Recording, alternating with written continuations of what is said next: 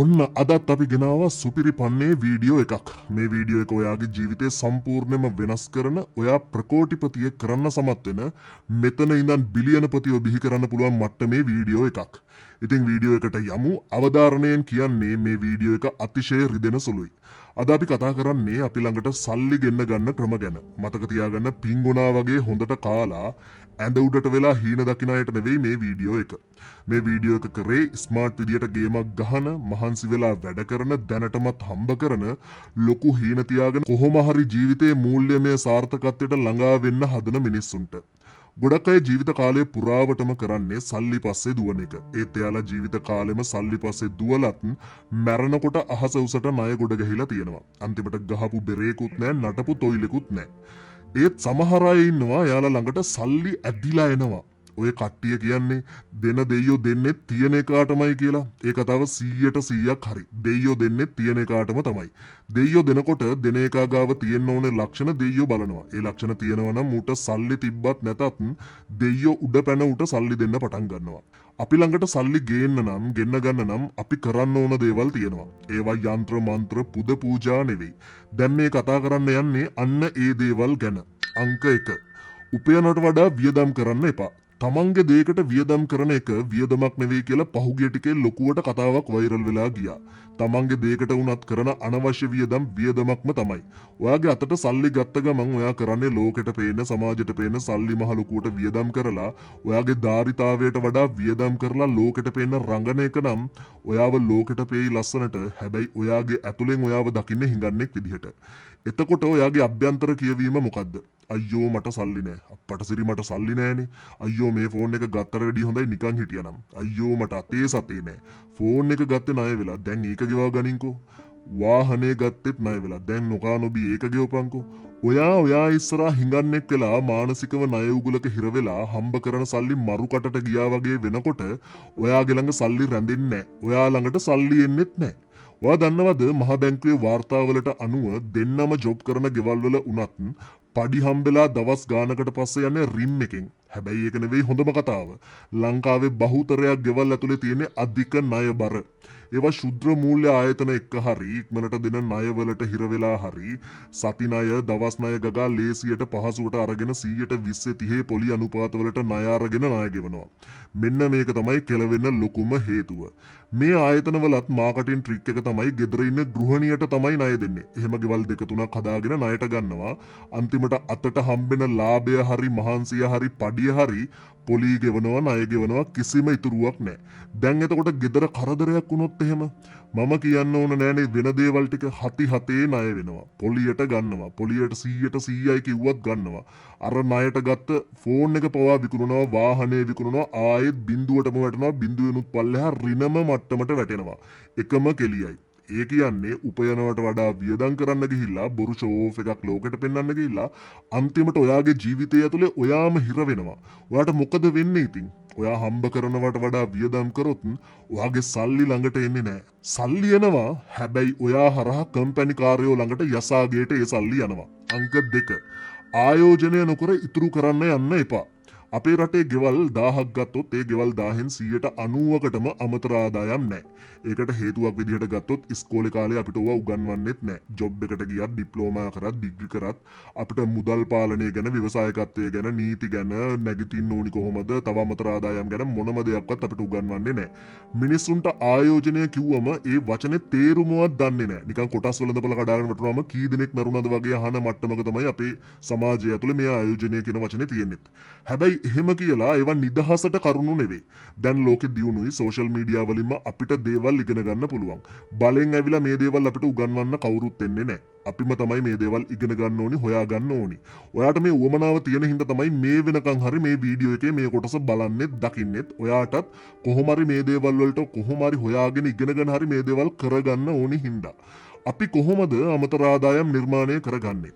ඔයාට ආයෝජනය කරන්න කිව්වම ඔයා හදන්නේ ලක්ෂ ගණන් බොත්තමක් ඔබලා සෙනසුරාදා ඉරිදා සල්ලි නැති ඩොලර් එන බොත්තමක් ඔබපු ගමන් ලක්ෂ ගණන් එක දවසෙන් හොයන අමතර ආදායම් තමයි ඔයාගේ ඔළුවට එන්නේ.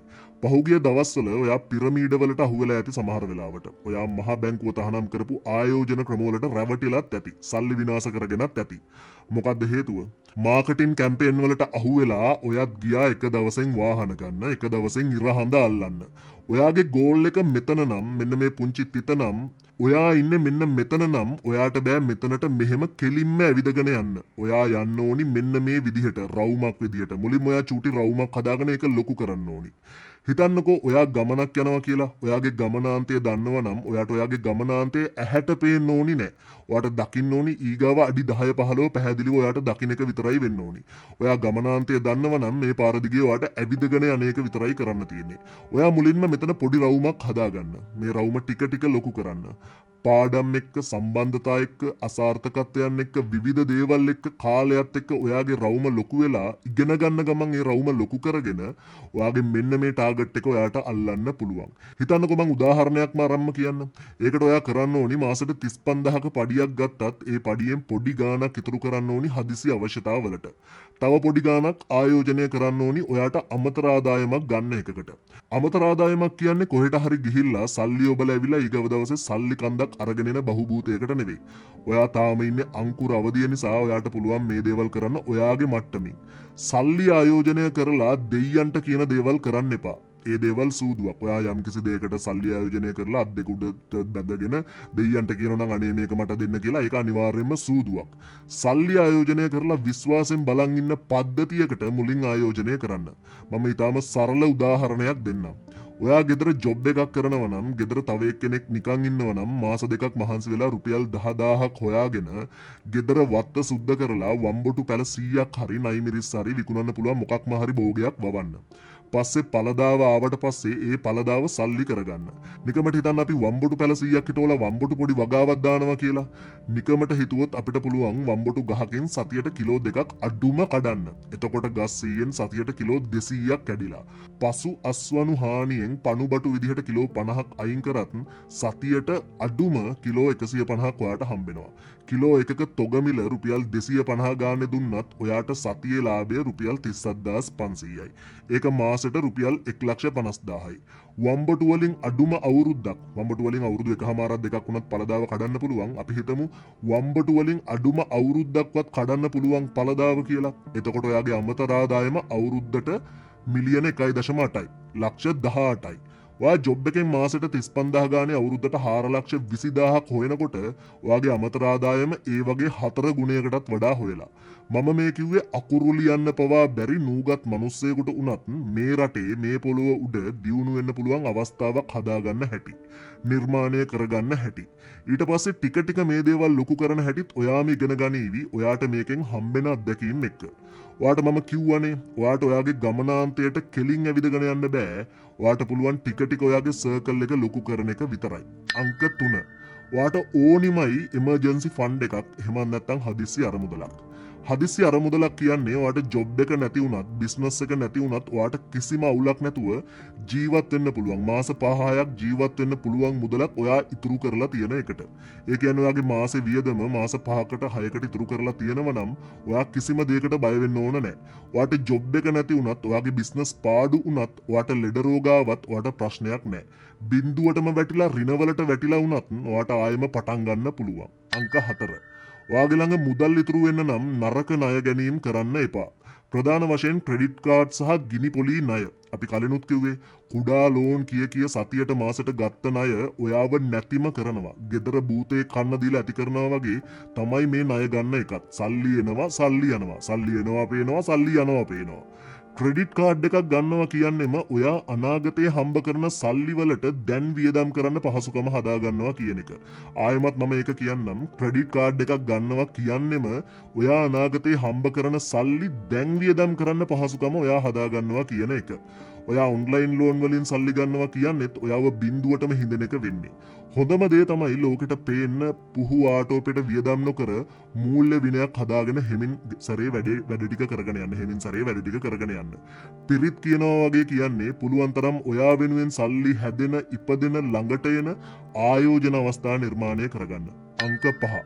ඔයාගේ සම්බන්ධතා චූන් කරන්න යන එකෙන් ඔයාගේ ළඟ මුදල් ඉතුරු වෙන්නේ නැහැ. ඔයාගේ සම්බන්ධතා නඩත්තු කරන්න ඔයා ණය වෙවි මෝඩයා වගේ හැසිරෙනවා නම් ඔයා අද මේක නවත්තන්න.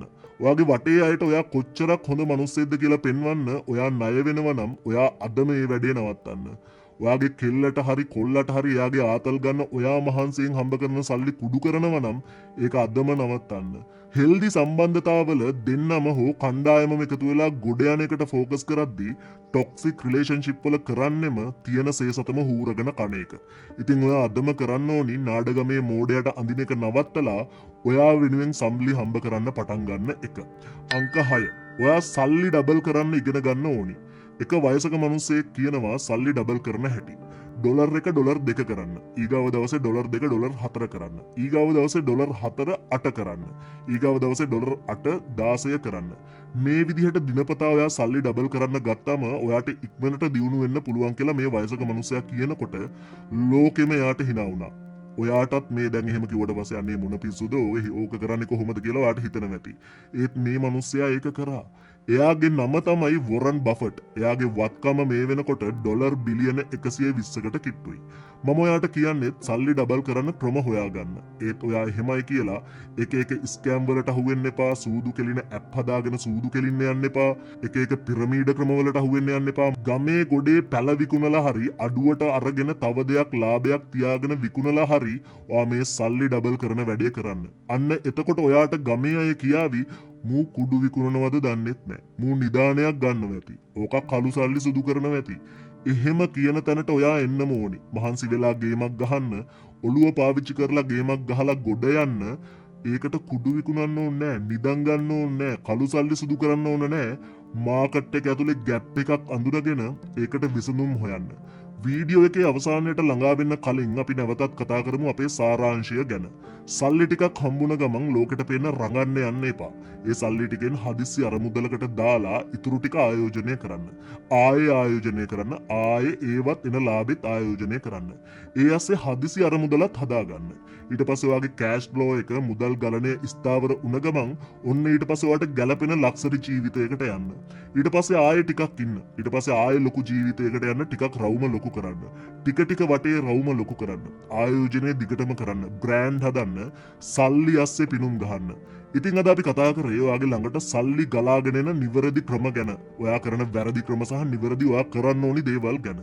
ඉතින් තවත් මේ වගේ ලස්සන ඔයා ගොඩ යන්න පුළුවන්, ඔයාට ගොඩ යන්න පුළුවන් මාතෘකාවක්, කරුණු සහ තොරතුරු අරගෙන වැහිලා තියෙන පාරවල් එලි කරගෙන ඔයාගේ ළඟට එනකම් පරිස්සමෙන් ඉන්න, ආදරෙන් ඉන්න, බාගෙට කාපු මාරි බිස්කට් එකක් වගේ hina වෙලා ඉන්න.